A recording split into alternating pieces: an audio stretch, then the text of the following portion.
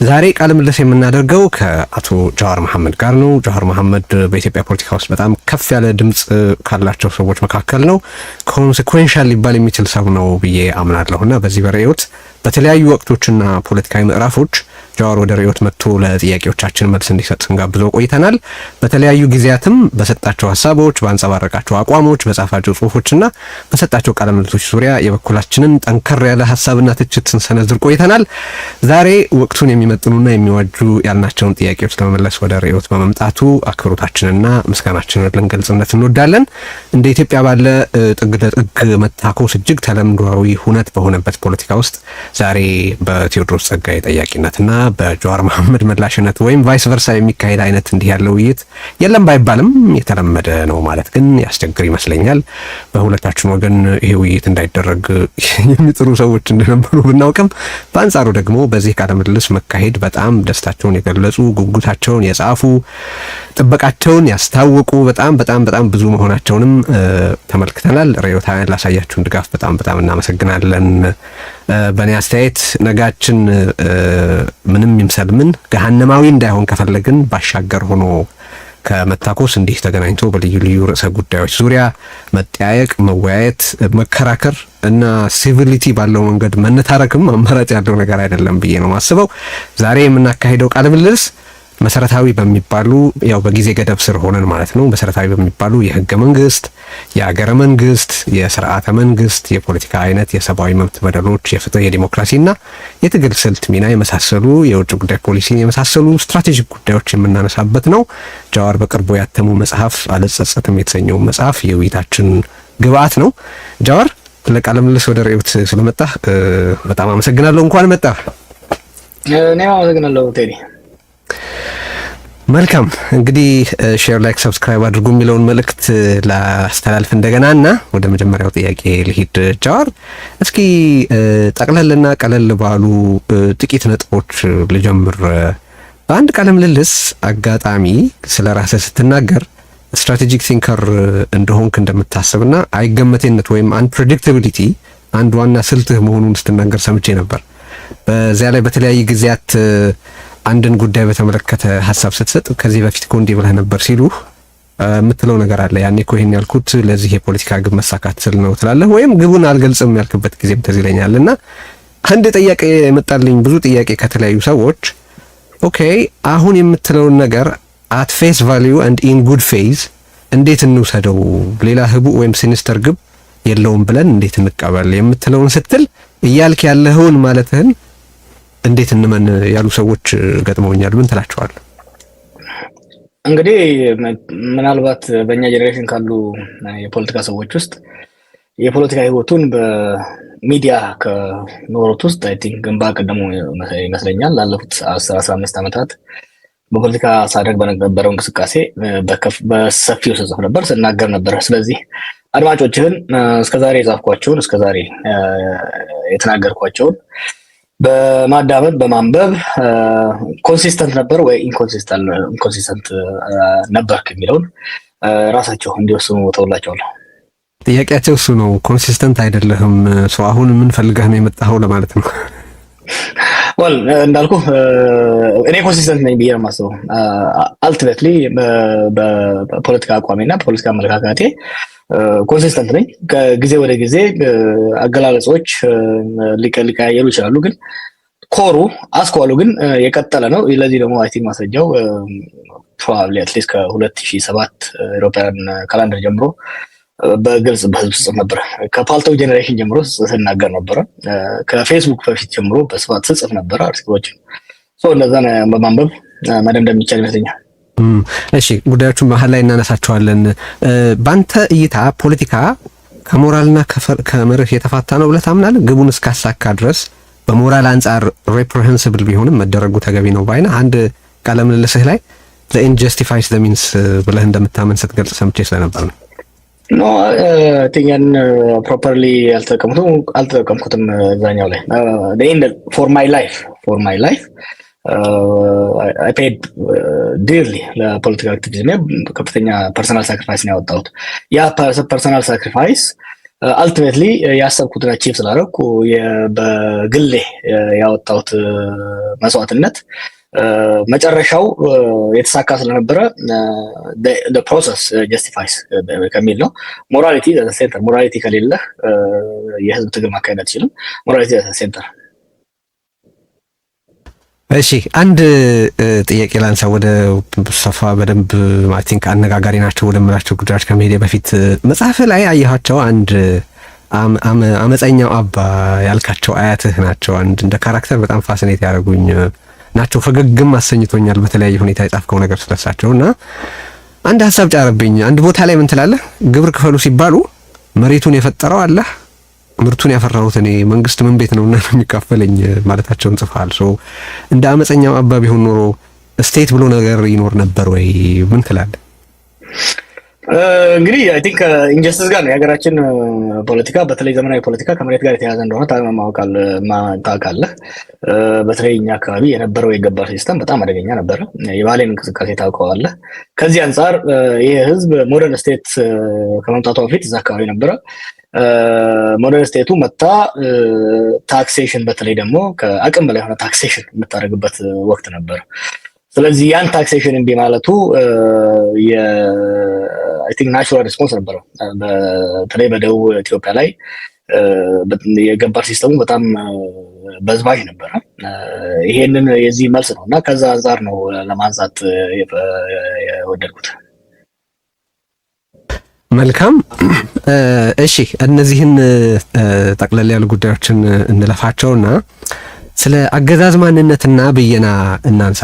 በመጽሐፍ ገጽ 420 ላይ የብልጽግና አገዛዝ እንዴት መታየት እንዳለበት የሚያብራሩ በጣም ትኩረት ሳቢ አንቀጾች አስፍረሃል እና እዛ ላይ ምን ብለሃል? አንደኛ የአገዛዙ በሚፈጽማቸው ግፎች ምክንያት በመሸማቀቅ የአብይን ጨምሮ በዙሪያ ያሉ ባለስልጣናትን ኦሮሞነት መካድ እንደማያስፈልግ ትጠቅሳለህ እና እንደውም እዛ ላይ የምትሰጠው ምክንያት አይ ቲንክ ኩዶስ መባል ያለበት ይመስለኛል። ምንድነው የምትለው እዛ ላይ የኦሮሞ ክፉ የለውም አይነት ትምክህት ይመስላል፣ ይሄ ትክክል አይደለም ትላለህ እና ከዛ የሚቀጥለው ነጥቦችህ ግን ምንድናቸው? አገዛዙ ግን የኦሮሞ መንግስት ተብሎ መፈረጁ አደጋ አለው፣ ትክክልም አይደለም ትላለህ። ለዛ የምትሰጣቸው ምክንያቶች አሉ። አንደኛ አገዛዙ የኦሮሞ ህዝብን ተጠቃሚ ያደረገ እንደሚያስመስል ታነሳለህ፣ የተጠቃሚነት ጉዳይ።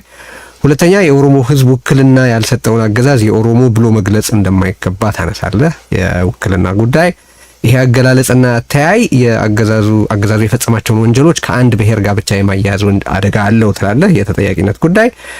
ይሄ አገላለጽ የሌሎች ብሔሮች ልሂቃን በአገዛዙ ውስጥ ያላቸውን ተሳትፎ መካድ ይሆናል ትላለህ፣ የአሳታፊነት ጉዳይ። አሁን እነዚህን የተጠቃሚነት፣ የውክልና፣ የአሳታፊነትና የተጠያቂነትን ጉዳይ ሰበዞች እንያዝና በዚህ መሰረት አንተ ከአመታት በፊት ባጋራሃቸው መልእክቶች እዚህ መጽሐፍህም ላይ በልዩ ልዩ ጊዜያት በሰጣቸው ቃለ ምልልሶችም ላይ አብይ ከመምጣቱ በፊት የነበረውን መንግስት የትግሬ ዘረኛ አገዛዝ ቡድን ብለህ ስትገልጸው ነበር። የሚያሰማራውን ጦር አጋዚ ጦር ትለው ነበር። ከ83 በፊት የነበሩትን መንግስታት የአማራ ገዢ መደቦች እና የሚያሰማሩትን ሰራዊት ደግሞ የነፍጠኛ ስርዓት ብለህ ትገልጻቸው ነበር። እነዚህ አሁን ለአብይ አፕላይ ያረካቸው መለኪያዎች ለነዛ አገዛዞች ስለምን አይሰሩም? እንግዲህ የአብይ መንግስት ላይ በኦሮሞ ዲስኮርስ ሁለት አስተያየት አለ። አንዱ በተለይ አብይ በኦሮሞ ላይ በሚፈጽመው በደል የተነሳ የእሱ ማንነት ኦሮሞ አይደለም፣ ኦሮሞ የማራቅ አዘሪም ነገር አለ። አብይ ኦሮሞ ነው፣ ያ ብቻ ሳይሆን የደም የዘር ዘለላ ቆጠራ ብቻ ሳይሆን በኦሮሞ ትግል ወደ ስልጣን የወጣው ኮርስ ወደ ኋላ ከሄድክ እና ኃይለ ሥላሴም የኦሮሞ ዘር እንዳለባቸው ይታወቃል፣ ወይም ደግሞ ደም እንዳለባቸው። አብይ ግን ለየት የሚያደርገው ወደ ትግል የሚወጣው ያ ነው። በሁለተኛው ወገን ደግሞ የምታየው አብይ ኦሮሞ ስለሆነ ብቻ ይሄንን የኦሮሞ መንግስት ማለት አለብን የሚለው ነው እና እኔ በመካከል ላይ እውነታው መካከል ላይ ነው መሆን ያለበት። አብይን ኦሮሞ አይደለም ወይም ደግሞ ይሄንን መንግስት ምንም ነገር ከኦሮሞ ጋር ግንኙነት እንደሌለው ማድረግ ሌንጮ የሚለው ነገር አለ። ይህንን መንግስት ከኦሮሞ በስተቀር ሌላው ህዝብ እንደ ኦሮሞ ያየዋል። ያንን ፋክት በካድ ከባድ ነው። ስለዚህ ከዛ ይልቅ ከኛ የወጣ ክፉ መሆኑን አምነን ይሄንን ክፋት መገሰጽና ይሄንን ክፋት ማረም የኛ ኃላፊነት አይወን ሴንስ ኦፍ ኦብሊጌሽን አሞንግ ኦሮሞስ። ከዚህ በፊት የነበሩ አመራሮች ከአማራ ወገን የወጣ የአማራ ሞቢላይዝ አድርጎ ሌሎችን ሲጨቆን የነበረ አለ። የሚካድ ነገር አይደለም። ከትግራይ የወጣ የትግራይን ጦር ተጠቅሞ ስልጣን ይዞ ሌላው ሲጨቆን የነበረ አለ። አሁን ያሉትም ኃይሎች በኦሮሞ ወጣቶች ትግል ስልጣን ይዘው በተለይ አሁን ደግሞ በኦሮሞ ውስጥ ተወሽቀው ሌላው ማህበረሰብ በመጉዳት ለመሄድ ይፈልጋሉ። ይሄንን መከላከል ያስፈልጋል። ባላንስ በማድረግ የኦሮሞ መንግስት ነው እንዳትለው አንድ ሰው የኦሮሞ የትግራይ መንግስት ወይ ደግሞ ሌላ መንግስት ለማለት በህዝብ የተመረጠ አይደለም። የህዝብ ጥቅም እያስከበረ አይደለም። ስለዚህ ድሮም ሲሆን እኔ ስጠቀም የነበረው የትግራይ ከትግራይ ወጣ ገዢ ቡድን ይሄንንም እኮ ምለው የትግራይ ዘረኛ አገዛዝ ቡድን ነበር የምትለው። አክቹአሊ ዘረኛ አገዛዝ ዘረኛ የሚለውን ቃል አልተጠቀምም። ተጠቅመሃል ጀዋር ፖስትህ ላይ ኢንፋክት ያኔ የሀጎስና ቶላን ጉዳይ በጻፍክበት ወቅት ተቃውሞ ሲመጣ እደግመዋለሁ እንደውም አሁን ያለው ሁኔታ የትግራይ ዘረኛ አገዛዝ ቡድን ያለው ይሄንን እኔን ከማሳመናችሁ በፊት መጀመሪያ ህሊናችሁን አሳምኑ ብለህ ጽፈሃል ጀዋር። ቃሉን ያልኩህ የህወሓት የትግራይ በላይነትን ያቀነቅን ነበረ። አይ ቲንክ የአብይን ክፋት አብይ በኢትዮጵያና በሌላው ህዝብ ላይ ባደረገውን ክፋት ተጠቅሞ ህወሓት በህዝባችን ላይ ሲያደርግ የነበረውን በደል ለመካድ መሞከር አደጋ አለው። ኖ በደሉ መካድ ጋር አይደለም፣ ካራክተራይዜሽን ጋር ነው። አሁን እኮ ያው ነው ካራክተራይዜሽን። አሁን ጥያቄው እኮ የሚሆነው ጀዋር አንተ የአብይ መንግስት የኦሮሞ መንግስት እንዳይባል ያቀረብካቸውን ምክንያቶች በሙሉ ከአብይ በፊት በነበሩት መንግስታት ላይ አፕላይ ማድረግ ለምን አይቻልም የሚለው ነው ጥያቄ። ይቻላል። አፕላይም ሳደርግ ነበረ። ህወሓትን ደጋግሜ የትግራይ ገዢ ቡድን እያልኩ ነበር። ከትግራይ የወጣ ገዢ ቡድን ደጋግሜ ስናገር ስጽፍ የነበረውን ካየው የትግራይ ገዢ ቡድን ኢንፋክት ደጋግሜ በተለይ በትግሉ ጊዜ ስለነበረው እነዚህ የትግራይን ህዝብ ደሞች ወደፊት አይተው እንደሆነ ረጅም አርቲክል አለ ትግራይ ናሽናሊዝም ፍሮም ዌፐን ኦፍ ሬዚስታንስ ቱ ዌፐን ኦፍ ሪፕሬሽን የሚል በዛ አይነት ታይትል የጻፍኩት አለ። ትልቁ ስትራቴጂ መሆን ያለበት ህወሓት በትግራይ ህዝብ ውስጥ እንዳይወሸቅ ትግራይ this 2012 መለስ እያለ ማለት ትግራይ ህወሓትን ከትግራይ መነጠል አስፈላጊ እንደሆነ የጻፍኩበት ነው። ይሄንን በዚህ ነው እንዳውም የምታወቀው ነው ጀዋር። ኢንፋክት ስመ ሲጠቀስ እኔ በኋላ አነሳዋለሁ ብዬ ነበር የማስበው፣ ግን በዋነኝነት በትግራይ ህዝብ ላይ የጄኖሳይድ ትርክት እንዲሰራ ከረዱ ሰዎች ዋነኛው ነው ተብሎ ነው የምትጠቀሰው። አይ ቲንክ በተወሰነ መንገድ እጋራዋለሁ እኔ እሱን አስተያየት። ምክንያቱም የሀጎስና ቶላን ተረክ ካነሳ ሀጎስ ህወሓት ብቻ አይደለም የሚያወራው። ሀጎሶች ሁሉ ህወሓት አይደሉም። መቼስ ይሄን ፕሪዚም ታደርጋለህ ብዬ አልገምትም። ሀጎስና ቶላ ብለህ ከገለጽክ ስለ ፓርቲ እያወራህ አልነበረም። ፕላስ ያልከው የትግራይ ዘረኛ አገዛዝ ቡድን ስትል ህብረተሰቡን በጅምላ እያሳየጠቅ አልነበረም ወይ? ጀስት ቱ ሜክ ኢት ክሊር ነው። የትግራይ ዘረኛ አገዛዝ ቡድን የሚል አልተጠቅሜ አላውቅም። ይሄንን አንተ ታቀርበዋለህ። ኖ ይሄው እሺ፣ ለዜና ልክላት ትችላለህ። እሺ ጠየቁ እኮ ለምሳሌ ዋናው አናሊሲስ በዚህ ላይ በጻፍኩ ፔፐር ውስጥ ሄደህ ማየት ትችላለህ። የህወሓትን ከትግራይ መነጠል ትልቅ አደጋ አለው። ኢንፋክት ሌላው ደግሞ አቮይዲንግ ሲሪያ የሚል የጻፍኩት አርቲክል አለ። ትልቁ ፒትፎል የሚመጣው የትግራይን ህዝብና ህወሓትን አንድ ላይ ለመጨፍለቅ የሚሞከር ከሆነ አደጋ አለው። ለትግራይና ህዝብ ብቻ ሳይሆን ለተቀረው ኢትዮጵያ አደጋ አለው በሚል ነው እንዲህ አይነት ትችቶች ይነሱ ያለው። እኔ በመራሁት በወጣቶች ትግል ውስጥ ኦኬ ሁሉ ሲደረግ አንድ ሰው ትግራይ ውስጥ የኦሮሚያ ውስጥ አልተጎዳም። የትግራይ ተወላጅ ነው። እሱም ስተት ነው ባይዘው እሱም ስተት ነው። የተጎዱ ሰዎች አሉ። ግን ባይሆን እኔ አንተ እንደውም ክሬዲት ማግኘት ካለብህ በዚህ ጉዳይ አንተ ጣልቃ ገብተህ የቀሩ ውድመቶች እንዳሉ አውቃለሁ። ለምሳሌ just for to your credit ይሄ የሚነግርህ ግን ጥቃት እንደነበረ ነው። በአንተ በግል በሰማህበት ጊዜ ነው ይሄ መደረግ የለበትም ብለህ ጣልቃ የገባህባቸው ጉዳዮች አሉ። እሱን መካድ ትክክል አይደለም። በአንጻሩ ግን በአደባባይ ያራመድከው ነገር እኔ አሁን ምልህ ለዜና ልክላትና ስክሪንሾቱን ብታሳይልኝ ደስ ይለኛል። ልክላታለሁ። እጄ ላይ ያለ ሊንኩ ትክክል አይደለም። ኢንፋክት ዘረኛ አገዛዝ ነው፣ የትግራይ ዘረኛ አገዛዝ ነው። ዘረኝነትም ስልጣን ላይ ያለ ብቻ የሚሆነው ነው ብለህ የጻፍከው ብታስታውሰው ምናልባት ጤኒ እኔ ቅድም እንዳልኩ ህይወቴን በሙሉ በሚዲያ እየኖርኩ በተለይ ደግሞ ያኔ በምናደርገው ፕሮሰስ 4 አመት ከፍተኛ ደም አፋሳሽ የሆነ ትግል ስናካሂድ ማአት ትግራይ ነው ኦሮሚያ ውስጥ ያለው፣ ማአት የትግራይ ተወላጅ ነው ኦሮሚያ ውስጥ ያለው። እንደሚባለው እኛ ጸረ ትግራይ አቋም ቢኖረንና ጸረ ትግራይ ፕሮፓጋንዳ ብናዛ ኖሮ ከፍተኛ ጉዳት ይደርስ ነበር። አልደረሰም። ኦኬ ያንን ደግሞ ከሌላ ቦታ ኮምፔር አድርገው። ያ ብቻ አይደለም። ለውጡ ከመጣ በኋላ ቲንግስ ዌንት ቱ ኖርማል። የትግራይ ተወላጆች ኦሮሚያ በነፃ በሰላም ይኖራሉ ዛሬም። ኦኬ ወለጋ ውስጥ፣ አርሲ ውስጥ፣ ሀረርጌ ውስጥ በሰላም ይኖራሉ። ታዲያ አንተ የምትለው ፕሮፓጋንዳ ያን አንተ የምትለው ጸረ ትግራይ አቋም ብናራምን ኖሮ የት ነበር የሚደርሰው?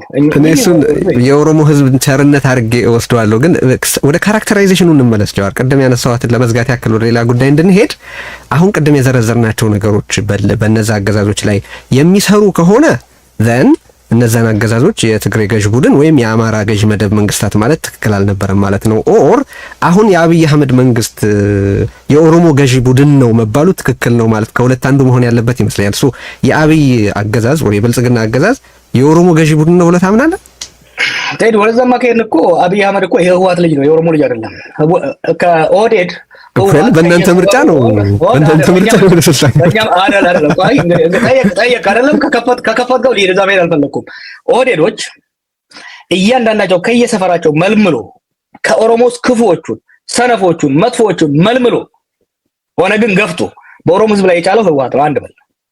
ሁለተኛ ድርድር በምናገርበት በትግል ውስጥ ከኦህዴድ ውጪ ሌላ እንዳይመጣ የወሰነው ህወሓት ነው ሲከራከር የነበረው። ኖ ጀዋር ይቅርታ፣ እዚህ ጋር ቆይ መጽሐፍህ ላይ ራስህ የጻፍከው ነገር አለ። ምን ብለሃል? አዲስ የፖለቲካ ፓርቲ እንዲመሰረት ከአባዱላ ሀሳብ ቀርቦ ያንን ሀሳብ ለሌሎች ሰዎች ሳቀርብ በቄሮዎችም ሆነ በሌሎች የፖለቲካ ተዋንያን ዘንድ ፈጽሞ ተቀባይነት አላገኘም ብለህ ጽፈሃል። ሜቢ ህወሓት ከኦህዴድ ውጪ መሆን የለበትም ብሎ ሊሆን ይችላል። አንተ መጽሐፍ ላይ የጻፍከው ግን እኔ ያቀረብኩት ሀሳብ በኦሮሞ ውስጥ በነበሩ ሰዎች ተቀባይነት አላገኘም ብለህ ነው።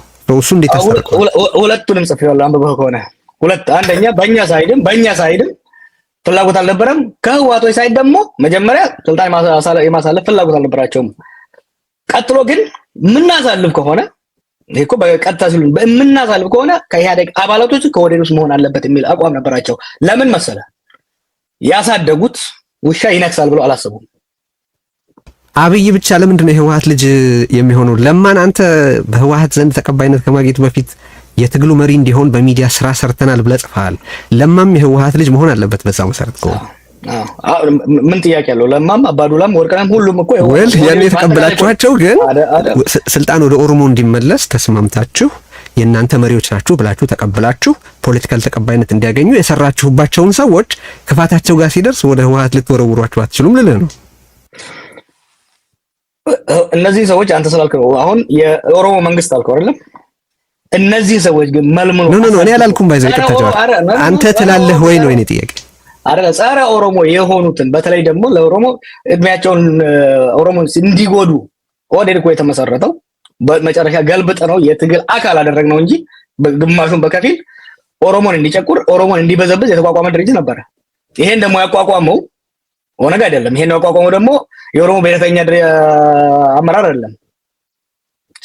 አንተ ራስህ ጃዋር አንተ ራስህ ምን ብለሃል መሰለህ? የኦሮሞ ልሂቃን 90% የሚገኙት በኦህዴድ ውስጥ ነው ብለሃል።